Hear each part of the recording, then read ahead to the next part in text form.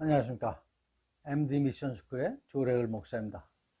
오늘의 말씀은 사도행전 9장 40절에서 42절 말씀입니다. 베드로가 사람을 다 내보내고 무릎을 꿇고 기도하고 돌이켜 시체를 향하여 이르되 다비다야 일어나라 하니 그가 눈을 떠 베드로를 보고 일어나 앉는지라. 베드로가 손을 내밀어 일으키고 성도들과 과부들을 불러들여 그가 살아났 것을 보이니 온 요파 사람이 알고 많은 사람이 주를 믿더라. 이 말씀을 다비다야 일어나라 라는 제목으로 함께 하도록 하겠습니다. 오늘의 말씀의 주인공은 베드로와 다비다입니다. 죽은 다비다를 베드로가 다시 살리는 이적에 대한 이야기입니다. 하지만 이 모든 시나리오는 주님께서 하심을 또한 알 수가 있습니다.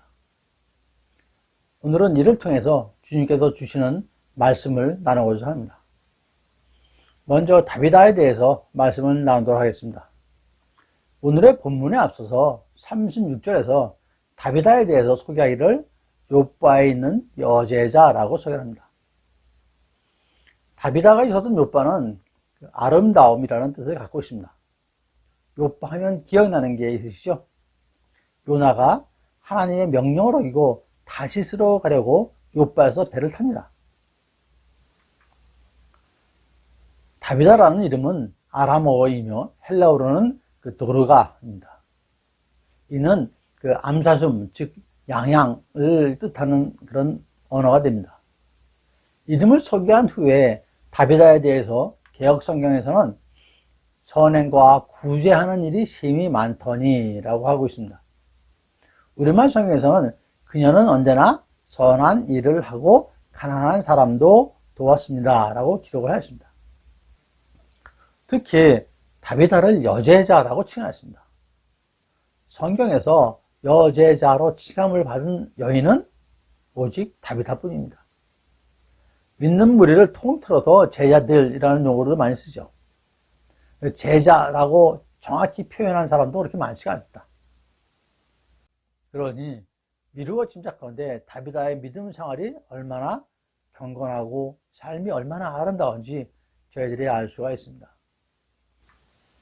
이런 다비다가 죽었습니다. 그런데 다비다의 제자들은 장사를 치르지 않고 베드로를 청하는 것이죠. 베드로 사도로 하여금 장사를 주관해달라고 청한 것이 아닙니다. 그때 베드로는 욥바에 있었던 것이 아니고 루다에 있었던 것이죠. 루다에서 8년 동안 중풍병으로 누워있던 환자를 치료를 하고 있었던 것입니다. 그런 이적을 행하였던 것입니다.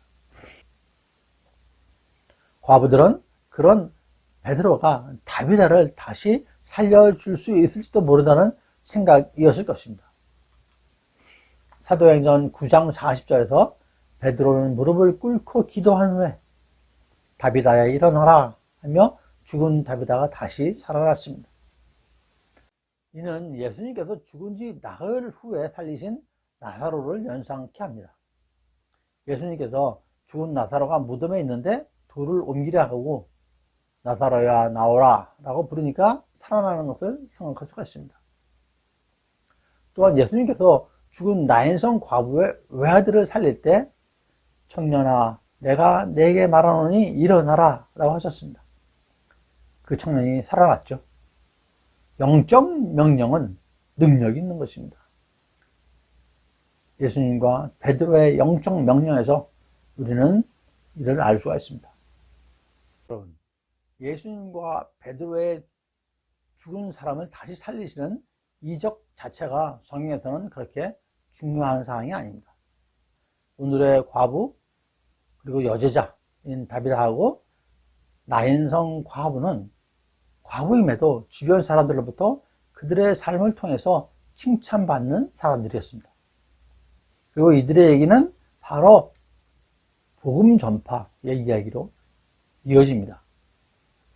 누가복음 7장의 나인성 과부의 외아들이 살아나는 이야기에 앞서서 백부장의 종이 고침받는 이야기가 있습니다. 잘 알고 계시죠? 백부장의 사랑하는 종이 병은 들어 죽게 되어 사람을 예수님께 보낸다. 그러면서 하는 말이 7장 7절에서 그러므로 내가 주께 나아가기도 감당하지 못할 줄 알았나이다. 말씀만 하사 내 하인을 낫게 하소서 하니까 예수님께서 이를 들으시고 이스라엘 중에서도 이만한 믿음은 만나보지 못하노라 라고 말씀하셨죠. 그리고 나인성 과부의 외아들을 살리는 이적 이야기로 넘어갑니다. 베드로는 다비다를 살리기 전에 어디 있었죠? 중풍병자 애니야를 치료해 줬습니다. 이야기의 패턴이 유사하지 않습니까? 그러면은 이런 치유의 역사 다음에 어떤 얘기가 있을까요? 누가복음에서는 예수님께서 하시는 말씀이 이러한 이적을 통해서 가난한 자에게 복음이 전파된다라고 말씀을 하십니다. 사도행전에서는 베드로가 이방인 백부장 고넬료의 집에서 설교하고 그때에 성령이 말씀을 듣는 모든 사람한테 임하는 일이 일어났습니다. 즉 성경에서는 이적 자체가 아닌 이적을 통해서 일하시는 하나님의 역사하심에 대해서 말씀을 하고 계시는 것이죠. 주님의 말씀을 전하는 복음 전파를 말씀하고 계시는 것입니다. 여제자이고 과부인 다비다와 나인성 과부의 외아들은 죽었지만 다시 살아났고 두 과부의 선행은 감춰졌지만 세상에 드러났습니다. 그리고 주님께 영광을 돌리는 것이죠.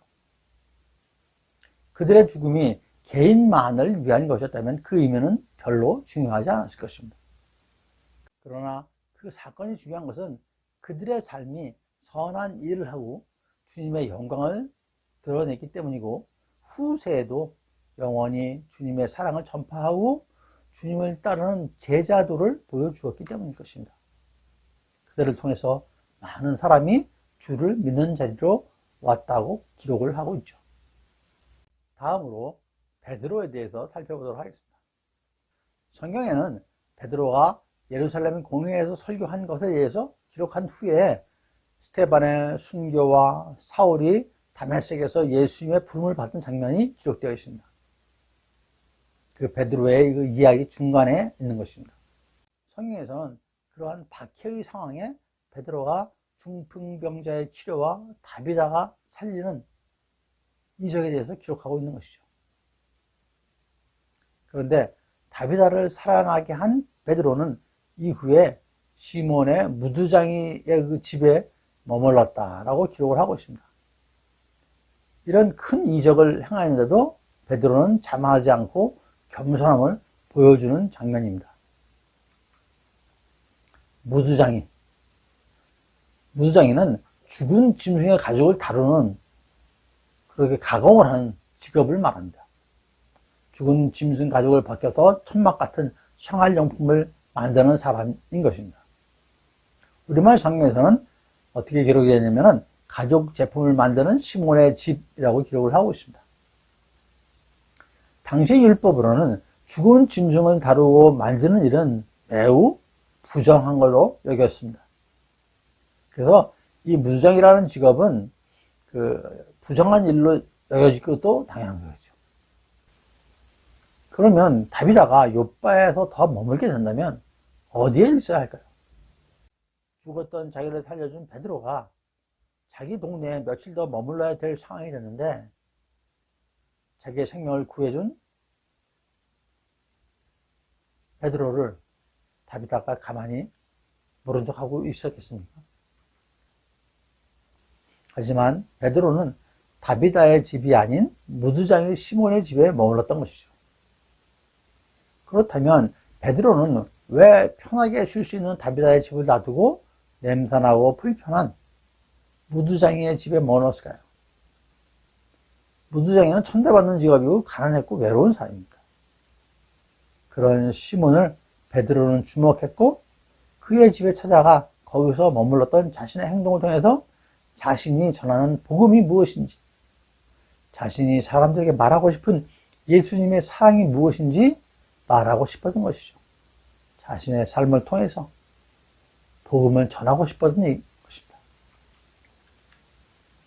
여러분, 우리가 주목할 것은 죽었던 다비다를 살린 베드로의 이적보다도 그 이적 이후에 42절에 온 요파 사람이 알고 많은 사람이 주를 믿더라. 이 구절입니다. 성경에는 이 모든 이야기에 앞서서 스데반의 순교와 사울의 핍박 이야기가 있었죠. 즉 예수님께서 하시고 싶은 말씀은 어떤 핍박 속에서도 복음은 전해지고 선교의 역사가 있음을 말씀하고 계시는 것이죠. 어렵고 힘든 상황이지만 나보다 더 힘든 상황에 있는 사람들을 그리스도의 사랑으로 돌보는 삶이 복음 전파인 것입니다. 말로 전하는 확증도 중요하지만 구별된 삶을 통해서 그리스도를 전하는 것, 복음을 전파하는 것 또한 매우 중요한 것이죠.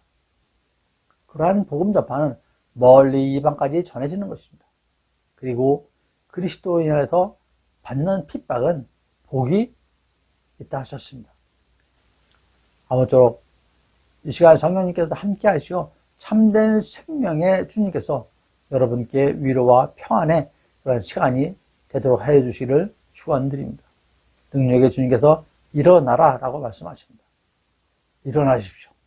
일어나 나가십시오. 그리고 담대한 믿음으로 승리하시기를 축원드립니다. 감사합니다. MD 미션 축구의 조래을 목사였습니다.